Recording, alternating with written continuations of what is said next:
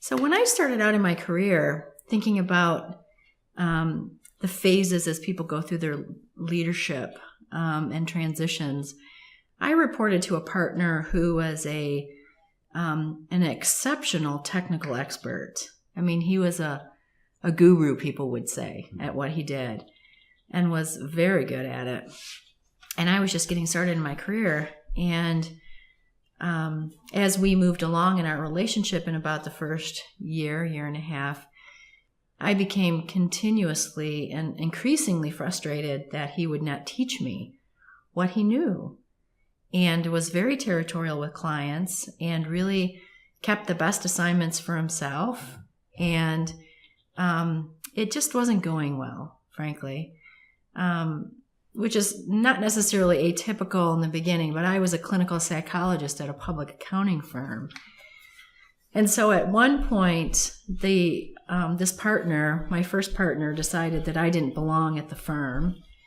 And in public accounting, if your partner doesn't want you there, it's not a matter of if, it's a matter of when you're gone. And at some point, we had a new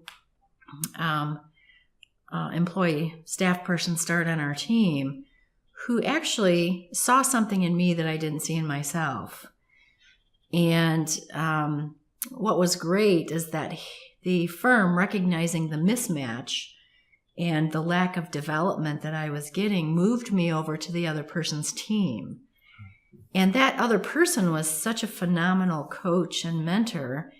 And they're particularly phenomenal when they see something in you that you don't see yourself, and they bring that out of you. And so I ended up staying at this firm for 14 years.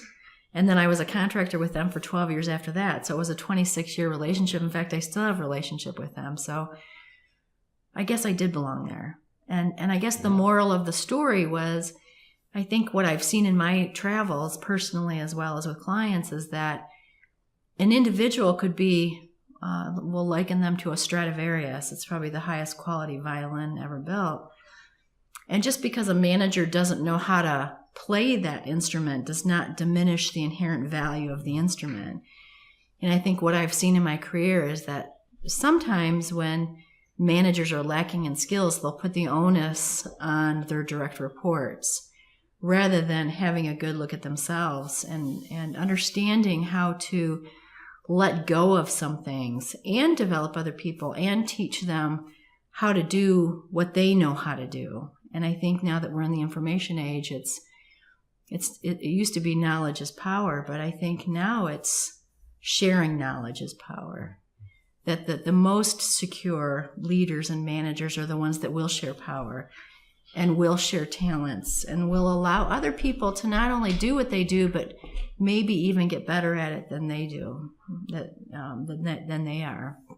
And so that's one story. Another story is a client of mine, a small nonprofit with CEO, COO, CFO, and the executive directors of the programs.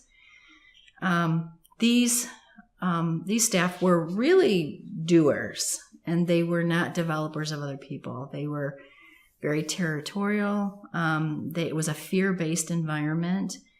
And they brought a new officer into the organization who they actually asked to rebuild one of the functional areas.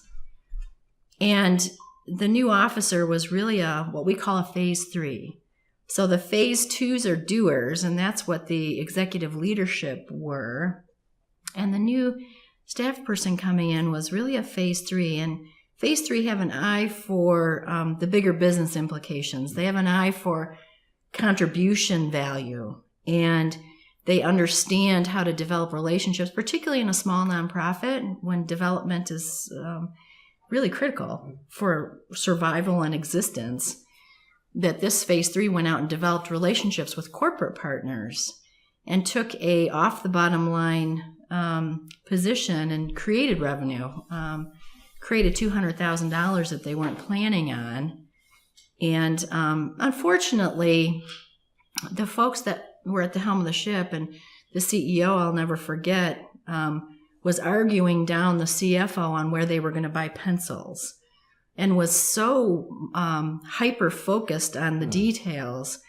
And the scary part about that is if the leader of the ship, who should be at the helm, it'd be the equivalent of the captain on the Titanic going down to the dining room and arguing the waitstaff down on what kind of wine glasses we're going to use for dinner.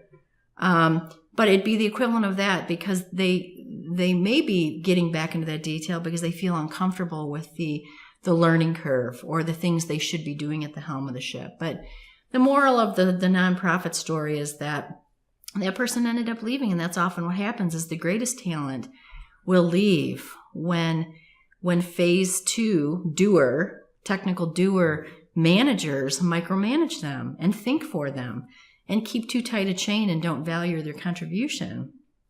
And it's really a story that we've seen many times.